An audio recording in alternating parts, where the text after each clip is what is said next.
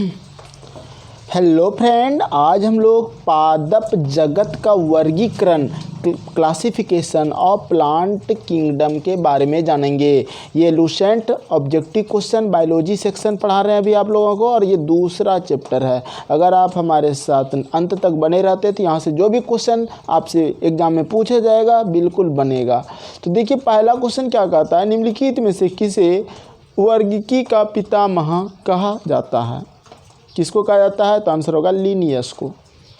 द्विनाम पद्धति के प्रतिपादक है, तो कौन है? द्विनाम पद्धति के प्रतिपादक भी लिनियस ही है।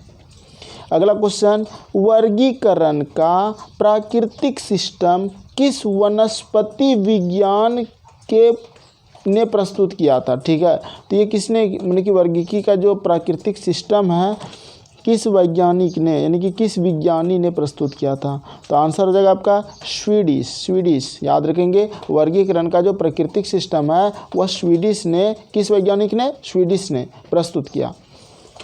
पुष्पी पादपों को रखा जाता है, किस में रखा जाता है?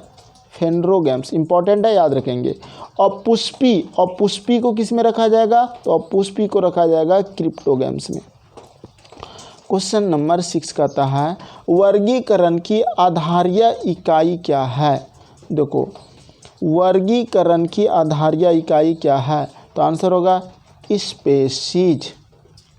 क्वेश्चन नंबर 7 कहता है कि हाइड्रोफाइट्स होते हैं, तो हाइड्रोफाइट्स क्या होते हैं? एक जलीय पौधा होते हैं।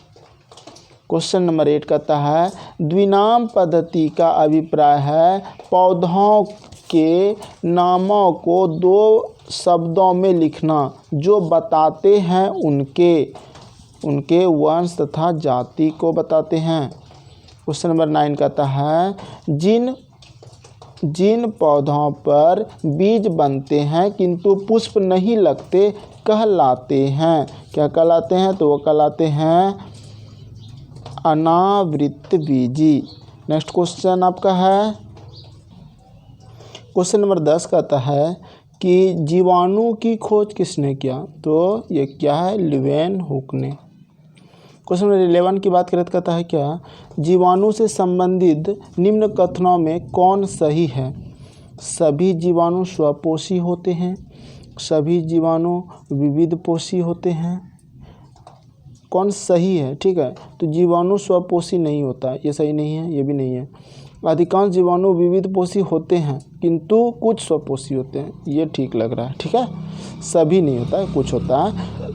सभी जीवाणु प्रकाश संश्लेषी होते हैं, ये गलत है।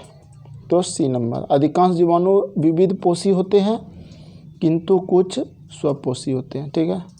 क्वेश्चन नंबर 12 कहता है कि जीवाणु को पौधे माना गया है क्योंकि इसमें कठोर कोशिका भित्ति होती है। जीवाणुओं को पौधे माना गया क्योंकि इसमें कठोर कोशिका भित्ति होती है। क्वेश्चन नंबर 13 कहता है कि जीवाणुविक कोशिकाओं में नहीं होता है, क्या नहीं होता है? तो सूत्रकणिका नहीं होता है, सूत्रकणिका आंसर होगा। जीवाणुओं की साधारण आकृति क्या होती है? छड़ रूपी, गोल, सर्पिल या कौमा रूपी? तो इसका आंसर हो जाएगा आपका छड़ रूपी। जीवाणुओं की साधारण आकृति क्या होती है? छड़ रूपी। क्वेश्चन नंबर 15 कहता है कि जो जीवाणु आकार में सबसे छोटे होते हैं कहलाते हैं, क्या कहलाते हैं? गोलाणु कहलाते हैं। जो जीवाणु आकार में सबसे छोटे होते हैं कहलाते हैं गोलाणु कहलाते हैं। क्वेश्चन नंबर 16 कहता है एक गोल जीवाणु कहलाता है, एक गोल जीवाणु जो कहलाता है ना वो कहलाता है कोकस। एक गोल जीवाणु को कोकस कहते हैं। बैसिलस ये सब नहीं है याद, ये सब भी ऑप्शन पढ़ लो लेकिन कोकस आंसर देना है। ठीक है, सभी ऑप्शन पढ़ने से एक आइडिया लगेगा कि हाँ ये आंसर नहीं होगा।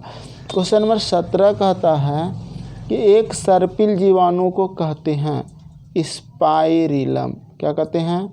स्पाइरिलम। आंसर याद रखेंगे, एक सर्पिल जीवाणु को क्या कहते हैं? स्पाइरिलम। चलिए क्वेश्चन नंबर 18 आ जाओ। 18 नंबर क्वेश्चन कहता है कि वास्तविक केंद्रक किसमें अनुपस्थित होता है। ठीक, तो ये होता है जीवाणु में। वास्तविक केंद्रक किसमें अनुपस्थित होता है? जीवाणु में। कवक में, लाइकेन में, हरे शैवाल में, सब में केंद्रक होता है, लेकिन जीवाणु में वास्तविक केंद्रक अनुपस्थित होता है। निम्नलिखित में से कौन सर्वाधिक संख्या में पाए जाते हैं? अगर ये क्वेश्चन आ जाए तो इसका आंसर क्या होगा? तो वर्निकी लवक में सर्वाधिक, यानी कि निम्नलिखित में से कौन सर्वाधिक संख्या में पाए जाते हैं? तो जीवाणु सर्वाधिक संख्या में पाए जाते हैं, ये याद रखेंगे। और 20 नंबर का आंसर भी होगा, यानी कि बैक्टीरिया में पाए जाने वाला प्रकाश संश्लेषी आशय कहलाता है वर्निकी लवक, ये भी सही है। चलिए क्वेश्चन नंबर 21 कहता है पाश्चर प्रसिद्ध है, क्या प्रसिद्ध है? रोगों की जर्म थ्योरी के लिए। पाश्चर प्रसिद्ध है रोगों की जर्म थ्योरी के लिए, पाश्चर प्रसिद्ध है। क्वेश्चन नंबर 22 कहता है निम्न में से सबसे छोटा जीव है, सबसे छोटा जीव कौन है? तो आंसर होगा माइकोप्लाज्मा। सबसे छोटा, विषाणु, जीवाणु और यीस्ट से भी सबसे छोटा माइकोप्लाज्मा होता है। क्वेश्चन नंबर 23 कहता है कि जो जीवाणु सीधे ही वायुमंडलीय नाइट्रोजन को नाइट्रोजन के यौगिकों में बदलते हैं कहलाते हैं, क्या कहलाते हैं? तो उसे कहलाते हैं नाइट्रोजन स्थिरीकारी जीवाणु, नाइट्रोजन स्थिरीकारी जीवाणु। सी नंबर आंसर हो जाएगा। जो जीवाणु सीधे ही वायुमंडलीय नाइट्रोजन को नाइट्रोजन के यौगिक में बदलते हैं उसको क्या कहते हैं? नाइट्रोजन स्थिरीकरण जीवाणु।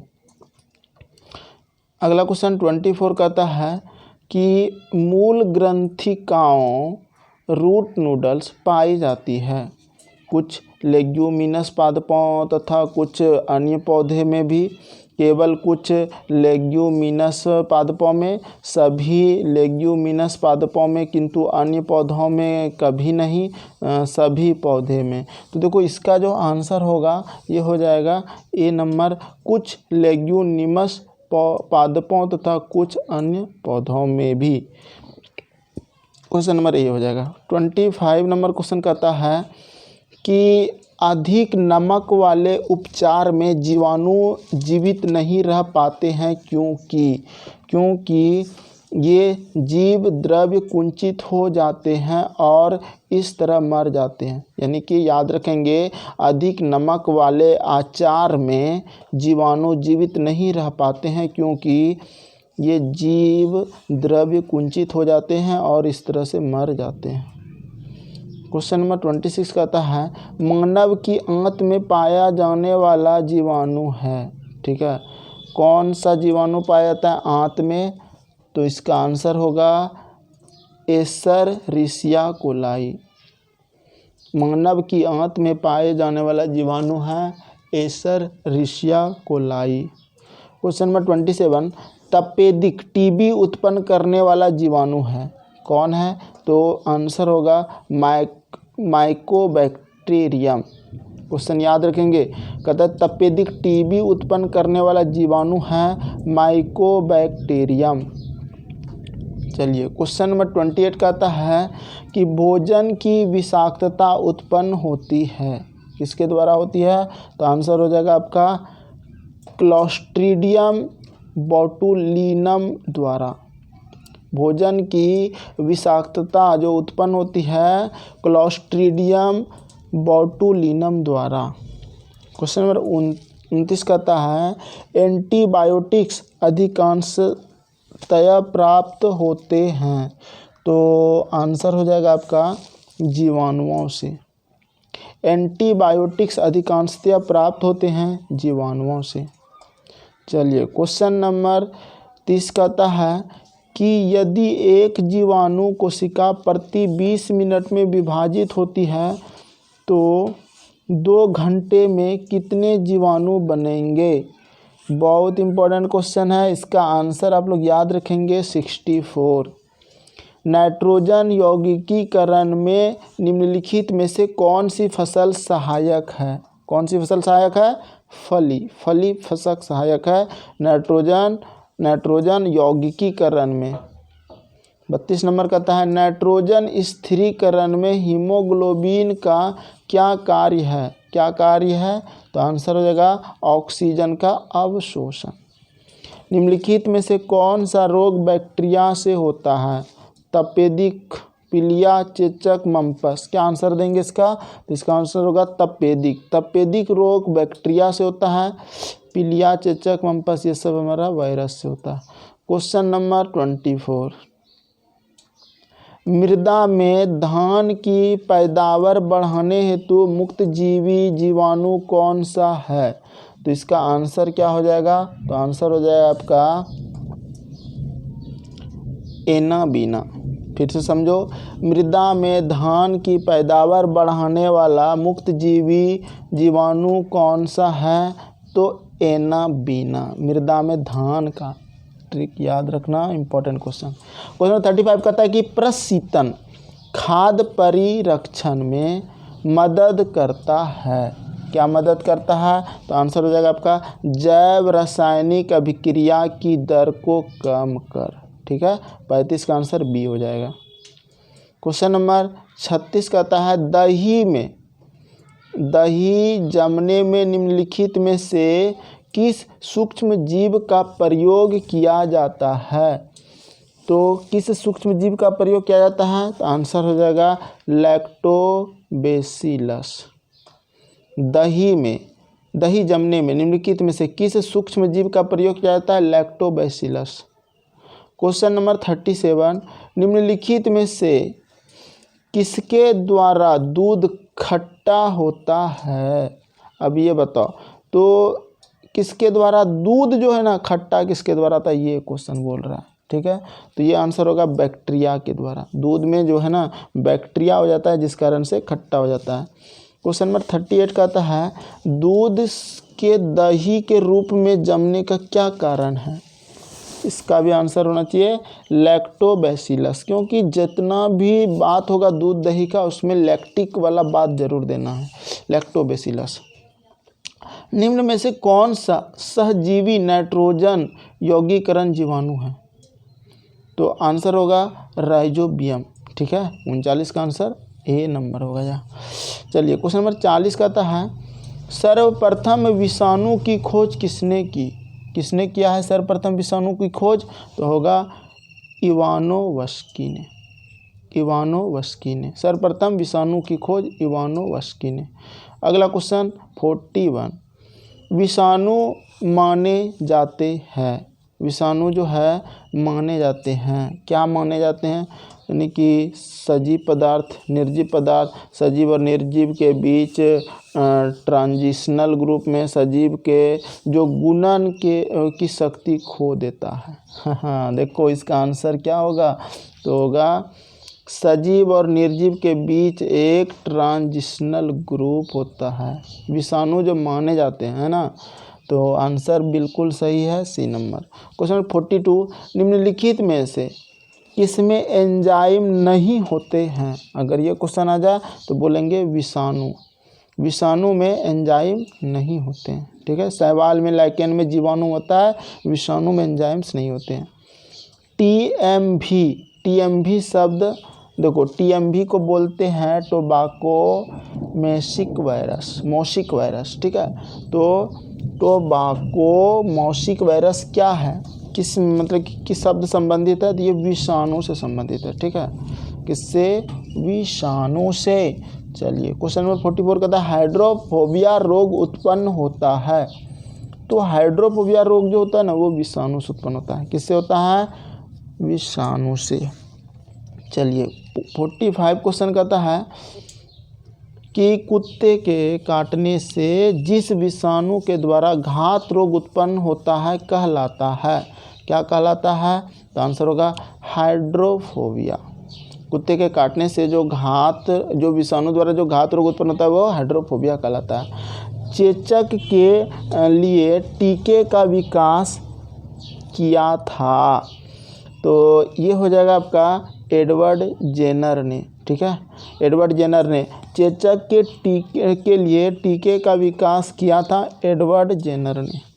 क्वेश्चन नंबर 47 कहता है कि एडवर्ड जेनर ने खोज किया, क्या खोज किया? तो आंसर हो जाएगा आपका चेचक का टीका का। ठीक, एडवर्ड जेनर ने खोज की चेचक का टीका। क्वेश्चन नंबर 48, विषाणु वृद्धि करता है। अगर ये क्वेश्चन आ जाए तो आंसर देंगे जीवित कोशिका में। विषाणु वृद्धि करता है जीवित कोशिका में।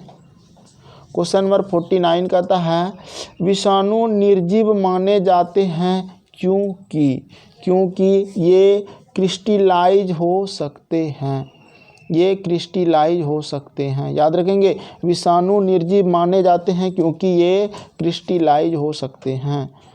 क्वेश्चन नंबर 50 कहता है कि एंजाइम जो है ना, एंजाइम अनुपस्थित होता है कवक में, विषाणु में। तो अभी तो पढ़े विषाणु में, आंसर हो जाएगा बी नंबर, विषाणु में। ठीक है, एंजाइम अनुपस्थित होता है कवक में, स्लाइम ये सब में होता है।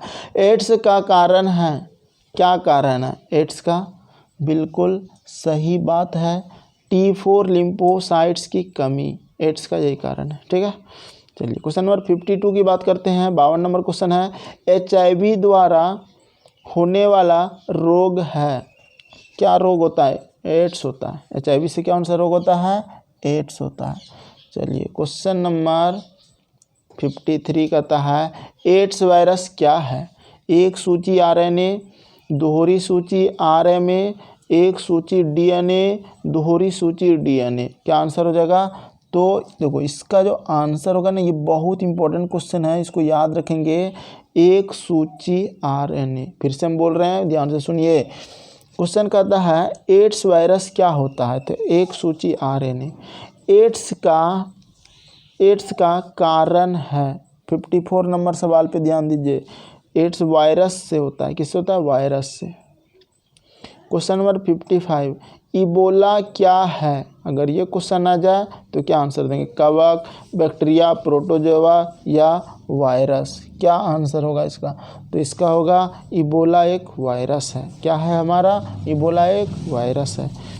एड्स फैलता है, हाथ मिलाने से नहीं फैलता है, श्वास संपर्क से नहीं, कीटों से नहीं, शारीरिक संपर्क से। ये आंसर हो जाएगा। विषाणु में क्या होता है? अगर ये क्वेश्चन आ जाए तो आंसर होगा न्यूक्लिक एसिड और protein, b number, nucleic acid और प्रोटीन आंसर हो जाएगा। ठीक है, क्वेश्चन नंबर 58, सार्स क्या है? संगठन है, विषाणु जनित रोग है, युद्धपोत है, संचार प्रणाली है। ठीक है, तो देखो इसका आंसर होगा विषाणु जनित रोग। ठीक है, सार्स क्या है? विषाणु जनित रोग। खसरा निम्नलिखित संक्रमण के कारण होता है। किसके कारण होता है? तो आंसर होगा विषाणु के कारण होता है। खसरा निम्नलिखित संक्रमण के कारण होता है, विषाणु के संक्रमण के कारण होता है। क्वेश्चन नंबर 60, निम्नलिखित में से कौन सा रोग विषाणु के कारण होता है? अब देखो क्वेश्चन नंबर 60 की बात करते हैं, तो विषाणु के कारण कौन सा रोग होता है? सोचो, चेचक, यक्षमा, मलेरिया है जा तो चेचक होता है। ठीक है, याद रखें। रेबीज, खसरा, चेचक, पोलियो, एड्स, ठीक है, ये सब हमारा विषाणु से होता है। हिप्पीज, ट्रैकोमा सारा होता है विषाणु से। ठीक है, यहाँ चेचक हो जाएगा। जंतुओं में होने वाला फूट एंड माउथ रोग किसके कारण उत्पन्न होता है? क्या आंसर देंगे इसका? तो देखो फूड एंड माउथ रोग जो होता है ना, वो होता है विषाणु द्वारा। जंतुओं में होने वाला फूट एंड माउथ रोग किसके कारण उत्पन्न होता है? विषाणु द्वारा उत्पन्न होता है, याद रखेंगे। क्वेश्चन नंबर 62 कहता है आलू में मोजैक रोग का कारक तत्व है। क्या तत्व है? तो आंसर हो जाएगा विषाणु रोग है। आलू में मोजैक रोग का कारक तत्व है विषाणु। 63 नंबर क्वेश्चन कहता है कि शैवाल विज्ञान किसका अध्ययन है? तो इसका आंसर हो जाएगा आपका शैवाल का। शैवाल विज्ञान में शैवाल का अध्ययन किया जाता है। क्वेश्चन नंबर 64 कहता है कि शैवालों का कोशिकीय भित्ति किसकी बनी होती है। तो 64 नंबर जो सवाल है ना, इसका आंसर देंगे आप लोग सेल्यूलोज का। शैवालों की कोशिका भित्ति किसकी बनी होती है, सेल्यूलोज का।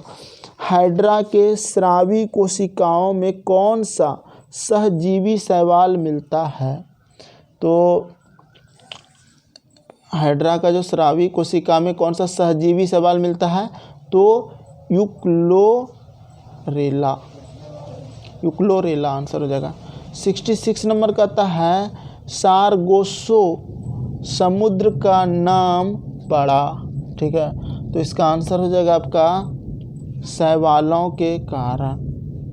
ठीक है, सारगोसो समुद्र का नाम पड़ा शैवालों के कारण, याद रखेंगे।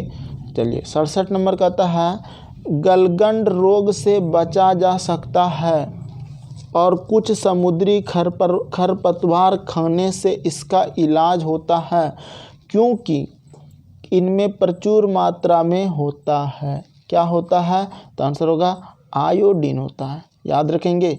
अगला क्वेश्चन 68, एक शैवाल से आयोडीन प्राप्त होता है, एक्टोकार्पस, लैमिनेरिया, ओडोगोनियम या फिर यूलोथ्रिक्स। तो देखिए इसका जो आंसर हो जाएगा ना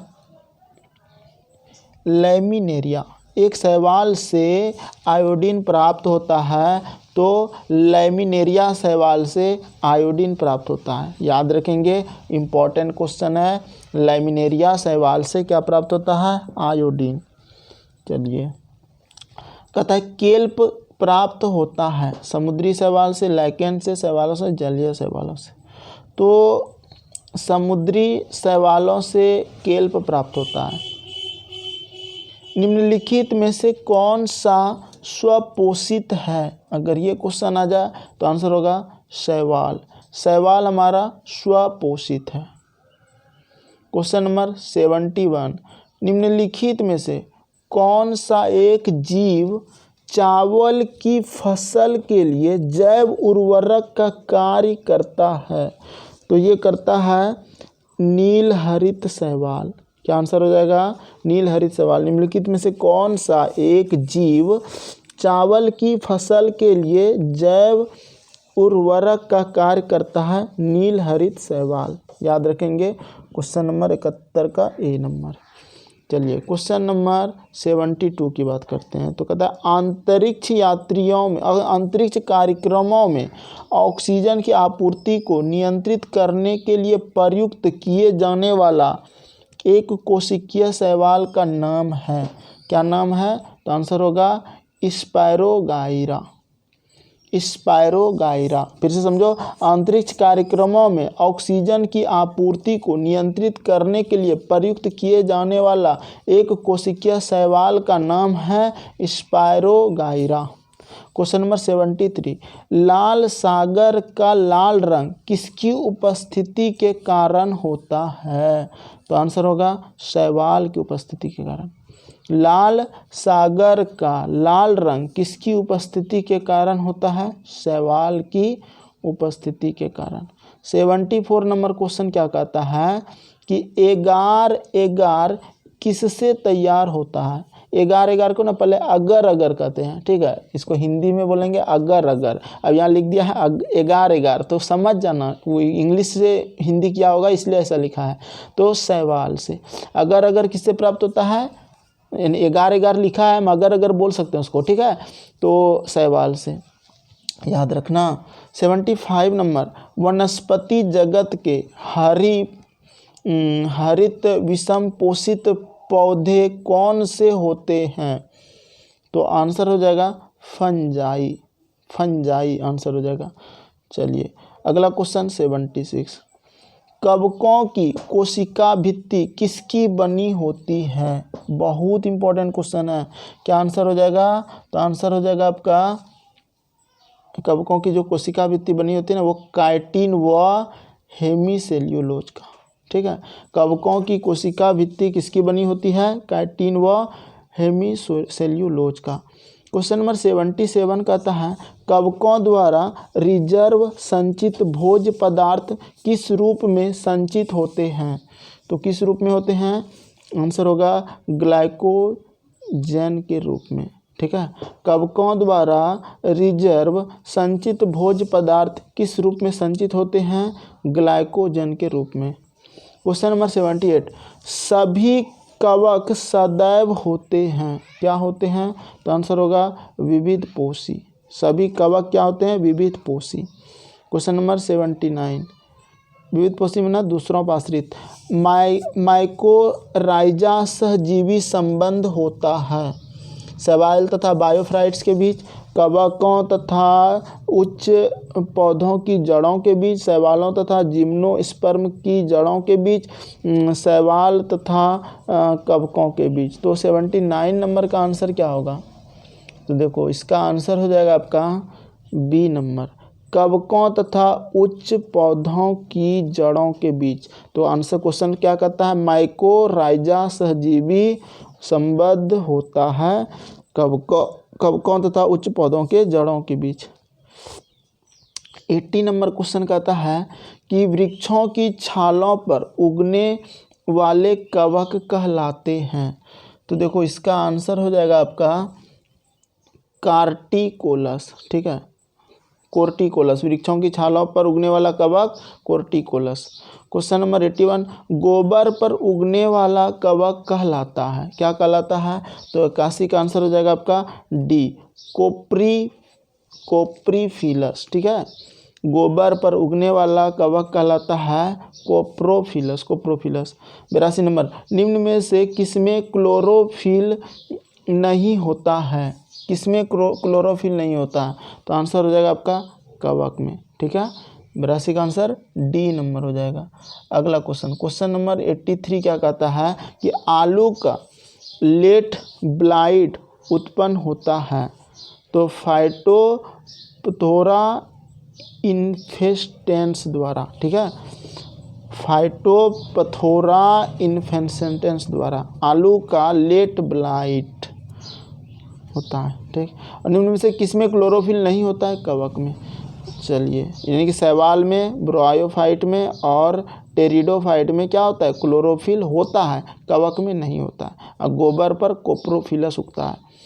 क्वेश्चन नंबर 84 कहता है डबल रोटी के निर्माण में काम आने वाला कवक है, कौन सा कवक है? तो इसका आंसर हो जाएगा आपका सैक्रोमाइसिस सेरेविसी। डबल रोटी के निर्माण में काम आने वाला कवक है सैक्रोमाइसिस सेरेविसी। पेनिसिलियम क्या है? तो पेनिसिलियम क्या है हमारा? तो कवक है। क्वेश्चन नंबर 86 कहता है पेनिसिलिन की खोज किसने की थी?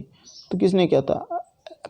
अलेक्जेंडर फ्लेमिंग ने किया था। बहुत इंपॉर्टेंट क्वेश्चन, ये सब क्वेश्चन आता है एग्जाम, याद रखना। ठीक है, क्वेश्चन नंबर 87 कहता है अर्गोट किससे प्राप्त होता है? ठीक है, अर्गोट जो प्राप्त होता है ना वो क्लेविसेप्स से प्राप्त होता है, क्लेविसेप्स से, याद रखेंगे। 87 का बी नंबर आंसर। ठीक है, 88 नंबर क्वेश्चन कहता है अर्गोट किससे प्राप्त होता है? तो क्लेविसेप्स से। राइजोबियम, फाइटोनॉप्स, ब्यूगो ये सब नहीं होगा। अगला, औद्योगिक स्तर पर पेनिसिलिन प्राप्त किससे किया जाता है? तो किससे किया जाता है? तो इसका देखो बहुत इंपॉर्टेंट क्वेश्चन है, 88 नंबर। ठीक है, और ये क्वेश्चन एग्जाम में पूछा जा चुका है, याद रखेंगे। इसमें भले ना दिया हो लेकिन हम कहीं देखे हैं कि आया हुआ है। औद्योगिक स्तर पर पेनिसिलिन प्राप्त किससे किया जाता है? तो पेनिसिलियम क्राइसोजेनम से। ठीक है, 88 का आंसर हो जाएगा आपका बी नंबर। 89 नंबर आ जाओ, कहता है क्या वह जब गेहूं के गूथे हुए आटे में यीस्ट कोशिकाएं मिलाई जाती है तो डबल रोटी कोमल और छिद्रयुक्त हो जाती है, क्योंकि अब देखो इसका आंसर हो जाएगा क्योंकि CO2 का उत्पादन कर रोटी को स्पंजी बना देता है। ठीक है, जब गेहूं के गुत्थे में हुए आटे में यीस्ट कोशिकाएं मिलाई जाती है। ठीक है, तो डबल रोटी कोमल और छिद्रयुक्त हो जाती है क्योंकि CO2 का उत्पादन कर इस रोटी का स्पंज बना देती है। 89 हो गया। कर लिए 90 नंबर क्वेश्चन है ये। क्वेश्चन नंबर 90 क्या कहता है,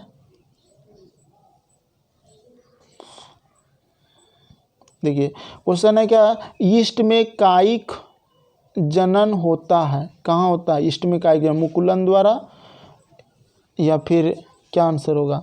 तो देखो क्वेश्चन की अगर बात करें तो इम्पोर्टेंट क्वेश्चन है और ये मुकुलन द्वारा ईस्ट का कायिक जनन होता है। ठीक है, निम्नलिखित में से कौन खाने योग्य कवक है, म्यूकर, पेनिसिलियम, एगैरिकस या फिर राइजोपस। थोड़ा छोटा और राइजोपस, क्या आंसर होगा। तो देखो 91 का आंसर इसका जो हो जाएगा वो हो जाएगा आपका C नंबर। ठीक है, खाने योग्य कवक कौन है, एगैरिकस, याद रखेंगे, इंपॉर्टेंट क्वेश्चन है। चलिए क्वेश्चन नंबर 92 करते हैं। कहता LSD किससे प्राप्त होता है, LSD जीवाणु से कवक से प्राप्त होता है। ठीक है, और खाने योग्य कवक है एगैरिकस और LSD किससे प्राप्त होता है, कवक से, याद रखेंगे, इंपॉर्टेंट क्वेश्चन है। चलिए क्वेश्चन नंबर 93 आ जाओ। बोलते बोलते थक जाते हैं, यही बात है। विस्तृत स्पेक्ट्रम प्रतिजैविक किससे उत्पन्न होता है। ठीक है, तो ये होता है स्ट्रेप्टोमाइसिस द्वारा। ठीक है, स्ट्रेप्टोमाइसिस द्वारा विस्तृत स्पेक्ट्रम प्रतिजैविक किससे उत्पन्न होती है, स्ट्रेप्टोमाइसिस द्वारा। क्वेश्चन नंबर 94, स्ट्रेप्टोमाइसिन को किसने पृथक किया, किसने पृथक किया। तो देखो इसका आंसर हो जाएगा आपका, बहुत इंपॉर्टेंट क्वेश्चन है, तो वाक्समैन। ठीक है, वाक्समैन। तो याद रखेंगे स्ट्रेप्टोमाइसिन को किसने पृथक किया, वाक्समैन ने। टिक्का रोग किसमें होता है। देखो ये क्वेश्चन अगर एग्जाम में पूछ दे टिक्का रोग किसमें होता है तो आंसर देंगे मूंगफली में। ठीक है, टिक्का रोग। क्वेश्चन नंबर 96 कहता है गन्ने में लाल सड़न रोग किसके द्वारा उत्पन्न होता है। तो ये होता है कवक में। ठीक है, गन्ने में लाल सड़न रोग किसके द्वारा उत्पन्न होता है, कवक में। सामान्य खाद्य छत्रक क्या होता है। देखो बहुत इंपॉर्टेंट क्वेश्चन है। तो सामान्य खाद्य छत्रक क्या होता है, ये होता है, इसका आंसर कंफ्यूजन लग रहा है लेकिन सामान्य खाद्य छत्रक, अच्छा यही होगा, कस कर ठसाठस भरे कवक जाल। ठीक है, सामान्य खाद्य छत्रक क्या होता है, कस कर ठसाठस भरे कवक जाल। ठीक है, सामान्य खाद्य छत्रक। 98, मशरूम क्या है, कवक है, पौधा है, पशु है या बैक्टीरिया है। क्या आंसर देंगे। मशरूम कवक है भाई, कवक है। मशरूम क्या है, कवक। चलो मारो कवक। प्रथम वियुक्त प्रतिजैविक कौन सा था। तो देखो इसका आंसर हो जाएगा आपका पेनिसिलिन। ठीक है, प्रथम वियुक्त प्रतिजैविक कौन सा था, पेनिसिलिन, पेनिसिलिन, पेनिसिलिन, पेनिसिलिन। प्रथम वियुक्त प्रतिजैविक कौन सा था, पेनिसिलिन। क्वेश्चन नंबर 100 कहता है कि एथलीट फुट नामक बीमारी किससे उत्पन्न होती है। अगर ये क्वेश्चन एग्जाम में आ जाए क्या दोगे, कवक से। एथलीट फुट नामक बीमारी किससे उत्पन्न होती है, कवक से। निम्नलिखित में से कौन सा एक कवक एवं उच्च पादप की जड़ों के बीच उपयोगी कार्यात्मक संबंध को दर्शाता है। तो 101 का आंसर हो जाएगा माइकोराइजा, माइकोराइजा। 101 का D नंबर आंसर होगा। ठीक है, फिर से समझो, निम्नलिखित में से कौन सा एक कवक एवं उच्च पादप की जड़ों के बीच उपयोगी कार्यात्मक संबंध को दर्शाता है, माइकोराइजा। चलिए सबको याद हो रहा होगा, बहुत अच्छी बात है, बने रहेंगे लास्ट तक। अगर देख लोगे ना तो ये क्वेश्चन, एक चीज़ है कि दिमाग में आ जाएगा कि हाँ इसका आंसर ये होगा। ठीक है, एक बार देखने से नहीं होगा, 3-4 बार देखना तब आएगा मज़ा। एफ्ला विष किससे बनते हैं, कवक, जीवाणु, शैवाल, विषाणु। क्या आंसर देंगे इसका। तो देखो एफ्लाविस जो बनता है ना वो कवक से बनता है। एफ्लाविस किससे बनता है? कवक से। 102 का आंसर याद रखेंगे नंबर। डबल रोटी के निर्माण किस कवक का प्रयोग किया जाता है? तो आंसर होगा साइक्रोमाइसेस, साइक्रोमाइसेस द्वारा। 103 का आंसर हो जाएगा आपका सी नंबर। 104 नंबर आ जाओ। तो क्वेश्चन क्या था? डबल रोटी के निर्माण में किस कवक का प्रयोग किया जाता है? साइक्रोमाइसेस। 104 नंबर क्वेश्चन कहता है कि लाइकेन जो एक नग्न चट्टान पर भी पारिस्थितिक अनुक्रम को प्रारंभ करने में सक्षम है, वास्तव में किसके सहजीवी सहचर्य है? किसके सहजीवी सहचर्य है? तो आंसर होगा शैवाल और कवक के। क्वेश्चन नंबर 105 कहता है निम्नलिखित में से क्या SO2 प्रदूषण का सर्वोत्तम सूचक है? क्या है? तो आंसर हो जाएगा 105 का लाइकेन। लाइकेन जो है ना SO2 प्रदूषण का सर्वोत्तम सूचक है। क्वेश्चन नंबर 106 कहता है लिटमस किसमें से निकाला जाता है? 106 नंबर का आंसर क्या हो जाएगा? देखो बहुत इंपॉर्टेंट क्वेश्चन है। लिटमस ना लाइकेन से। लिटमस किससे निकाला जाता है? लाइकेन से। फिर से समझो क्वेश्चन है लिटमस किससे निकाला जाता है? लाइकेन से। लाइकेन में कवक और शैवाल के मध्य सहजीवी संबंध कहलाता है। क्या कहलाता है? तो कहलाता है आपका हेलोटिज्म। फिर से सुनो, लाइकेन में कवक और शैवाल के मध्य सहजीवी संबंध कहलाता है हेलोटिज्म। क्वेश्चन नंबर 108 कहता है कि पेड़ों की छालों पर उगने वाले लाइकेन को क्या कहा जाता है? ठीक है, तो ये कहा जाता है कार्टिकोल्स। पेड़ों की छालों पर उगने वाला लाइकेन को क्या कहा जाता है? कार्टिकोल्स। क्वेश्चन नंबर 109 चट्टानी स्तरों पर लाइकेन विकास को क्या कहते हैं? अगर ये क्वेश्चन आ जाए तो आंसर होगा सेक्सिकोल्स। चट्टानी स्तरों पर लाइकेन विकास को क्या कहते हैं? तो इसको कहते हैं सेक्सिकोल्स। क्वेश्चन नंबर 110 जापान में लोग किस लाइकेन की सब्जी के रूप में खाते हैं? किसके रूप में खाते हैं? तो आंसर होगा इंडोकार्पन। मिर्गी की औषधि किस लाइकेन से प्राप्त होती है? अगर ये क्वेश्चन आ जाए तो आंसर देंगे परमेलिया से। मिर्गी की औषधि किस लाइकेन से प्राप्त होती है? परमेलिया। लेबेरिया नहीं देना, रोसेला नहीं, लेकोनेरा नहीं, मिर्गी की औषधि परमेलिया से प्राप्त होती है। क्वेश्चन नंबर 112 कहता है कि वनस्पति जगत में निम्नलिखित में से किसको जल स्थलचर कहते हैं? किसको कहते हैं? तो आंसर हो जाएगा ब्रायोफाइटा। वनस्पति जगत में निम्नलिखित में से किसको जल स्थलचर कहते हैं? तो आंसर होगा ब्रायोफाइटा। क्वेश्चन नंबर 113 कहता है जड़ के स्थान पर मूलाभास पाया जाता है। तो ये पाया जाता है ब्रायोफाइट्स में। जल के स्थान पर मूलाभास ब्रायोफाइट्स में पाया जाता है। ब्रायोफाइट्स में सम्मिलित है क्या है? तो आंसर होगा लीवरवर्ट एवं मॉस। लीवरवर्ट एवं मॉस। चलिए अगला क्वेश्चन 115 बीजों की प्रकृति किसमें उत्पन्न हुई? ठीक है, तो आंसर हो जाएगा 115 का डी नंबर टेरिडोफाइट्स में। बीजों की प्रकृति किसमें उत्पन्न हुई? टेरिडोफाइट्स में। क्वेश्चन नंबर 116 कहता है कि जलीय फर्न जिसे जैव उर्वरक के रूप में प्रयुक्त किया जाता है वह है? तो वह है आपका एजोला। क्या आंसर हो जाएगा आपका?